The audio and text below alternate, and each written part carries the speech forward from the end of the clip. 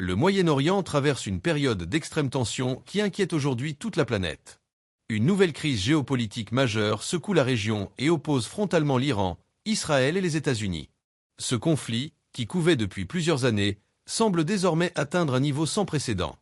Les événements récents ont profondément bouleversé l'équilibre stratégique du Moyen-Orient et la communauté internationale observe avec une grande inquiétude l'évolution de la situation.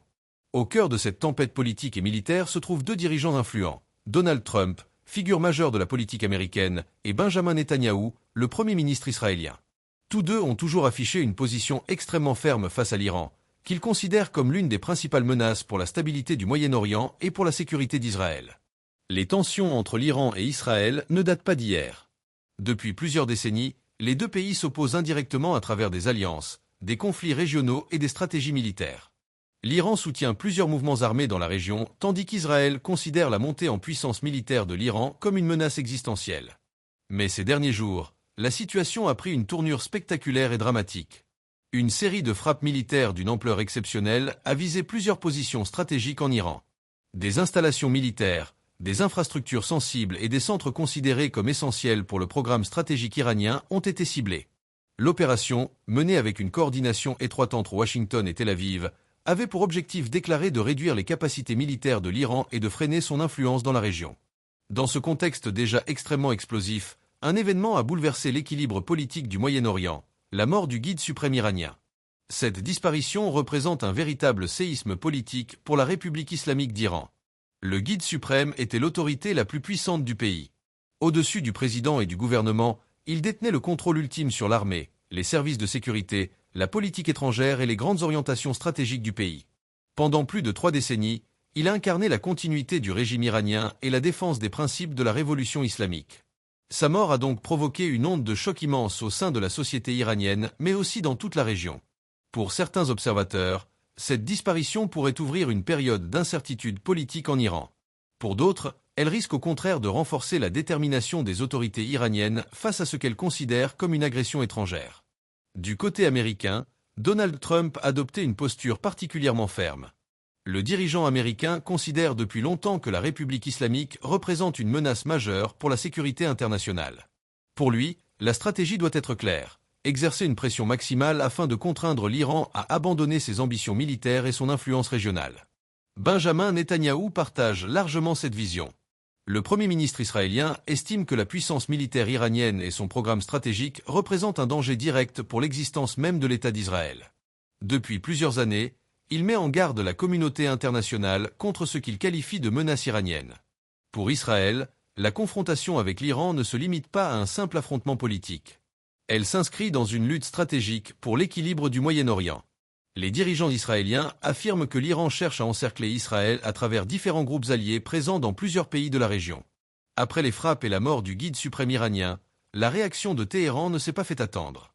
L'Iran a rapidement promis de répondre avec fermeté à ce qu'il considère comme une attaque directe contre sa souveraineté et son leadership. Des missiles et des drones ont été lancés en direction de plusieurs cibles stratégiques dans la région. L'escalade militaire s'est accélérée et les tensions se sont propagées à travers tout le Moyen-Orient. Plusieurs pays se retrouvent désormais pris dans cette dynamique de confrontation.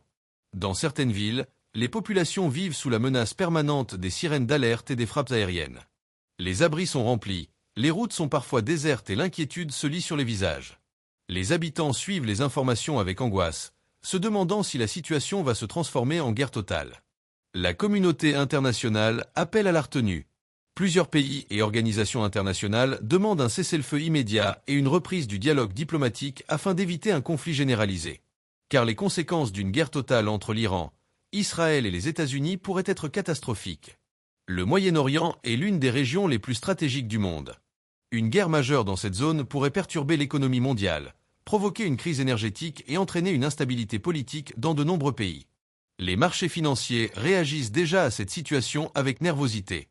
Les prix du pétrole fluctuent, les investisseurs s'inquiètent et plusieurs secteurs économiques ressentent les effets de cette crise. Mais au-delà des enjeux géopolitiques et économiques, ce sont surtout les populations civiles qui paient le prix le plus lourd. Les bombardements, les frappes de représailles et les tensions permanentes plongent des millions de personnes dans l'incertitude. Des familles vivent dans la peur, des enfants grandissent au milieu du bruit des explosions et des milliers de personnes sont contraintes de quitter leur maison pour chercher refuge ailleurs. Dans ce contexte extrêmement fragile, une question domine toutes les analyses. La mort du guide suprême iranien va-t-elle affaiblir le régime iranien ou au contraire renforcer sa détermination face à ses adversaires? Certains experts estiment que cette disparition pourrait provoquer des luttes internes pour le pouvoir en Iran. D'autres pensent que le système politique iranien est suffisamment structuré pour assurer la continuité du pouvoir et maintenir la stabilité du régime. Pendant ce temps, Donald Trump et Benjamin Netanyahou continuent d'affirmer leur détermination à poursuivre leur stratégie face à l'Iran. Ils estiment que cette période pourrait représenter un tournant historique pour le Moyen-Orient. Pour eux, la pression militaire pourrait conduire à un changement profond dans l'équilibre régional. Aujourd'hui, le monde entier observe avec attention l'évolution de cette crise. Les dirigeants internationaux tentent de trouver des solutions diplomatiques pour éviter une catastrophe régionale. Mais dans une région marquée par des décennies de tensions, d'alliances complexes et de rivalités historiques, la situation reste extrêmement imprévisible. Le Moyen-Orient se trouve peut-être à un moment décisif de son histoire. Les décisions prises dans les jours et les semaines à venir pourraient déterminer l'avenir de toute la région.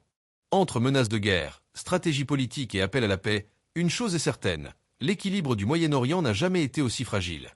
Et pendant que les grandes puissances se livrent à un jeu d'influence et de puissance, ce sont encore une fois les peuples qui espèrent que la raison l'emportera sur la guerre.